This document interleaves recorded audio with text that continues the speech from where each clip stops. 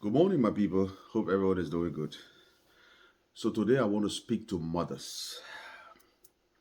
Every mother living in Liberia or around the world, and you got your child in Liberia, especially girls, children, and also fathers. Let's say parents in general. I want to speak to you on something very important, something that some of you will find extremely useful to yourself if you pay attention to this video and just listen.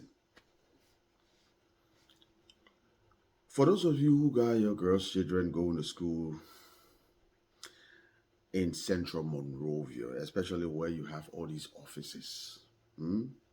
Some of you live in Burrowville, Bardnersville, Gardnersville, Johnsonville, Painesville, God, everywhere, Somalia Drive, everywhere around Monrovia, but your kids are commuting from where you live to central Monrovia to school. Maybe the convent, the St. Teresa convent, the CWA, the J.J. Rabel, the B.W. Harris, all these schools in the city. This is a message for you. Before I pass the message, can I ask a question? Have you had the most difficult conversation with your girl's children, which is called sex education? Have you had that conversation with your girls properly with your girl's children? You know, I know it's a difficult thing. No parent won't be sitting there talking about sex with their teenager girl. But you know how sometimes you get sick and there are some bitter medicine that you don't really want to take, but you have to take them only because you want to get well. So you have to take them. The same applies to having these conversations with your girl's children. Let me explain what I mean about that. Now, these children leave your control area and go to school in the city. Most of them, it will shock you to know that during lunchtime or when school let out, they go to these government offices to the big boys. They call them uncle, play pa and thing.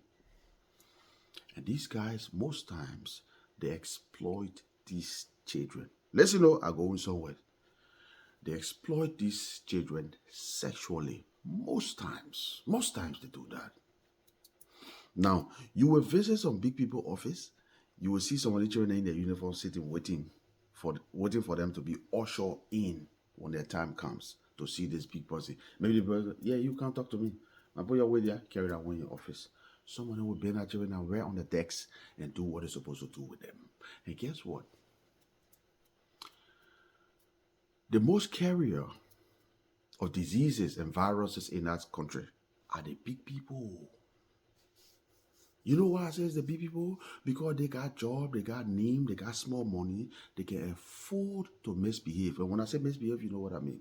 They can afford to have many girlfriends, 50 girlfriends. Some of them got uncountable girlfriends. Some of them was surprised to know that they sleep with a new girl every day. Their own wife whom they don't touch them because of that. So your daughters are at risk. So these children you send to school, they know any better. For them, I go and visit honorable. They tell a friend, but can I go to my copper or my playpa office or my uncle office, honorable XYZ? For all that morale. I mean, I have friends with the honorable man. I have friends with the minister. I have friends with the director. For all that little child, that morale, she goes there. Now, mind you, most of you parents, what you tell your children at home, the school you go study your lesson. Don't bring belly here to make the family sheen. Don't make me sheen. You know, I'm working hard to send you to school. Don't make me sheen. Don't bring belly. You're more concerned of the pregnancy side that people will see and, bring shame to your family. But what about the sickness part of it? When was the last time you told your children the essence of using condoms, the essence of sex education, the preventives? When was the last time you introduced that to your children? People need to start doing that. People need to start doing that. It's very important. These children didn't know anything better. If your concern is pregnancy, that's what will stick in their head.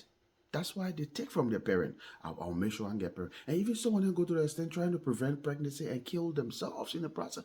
You know how many children destroy pregnancy and die in that country? You know. Our young generation, our girls are at risk in that country, especially the teenager. The amount of sex that goes on in that country, and I know because I talk to people that are in the arena, the amount of sex that go on with teenager girls that are in high school.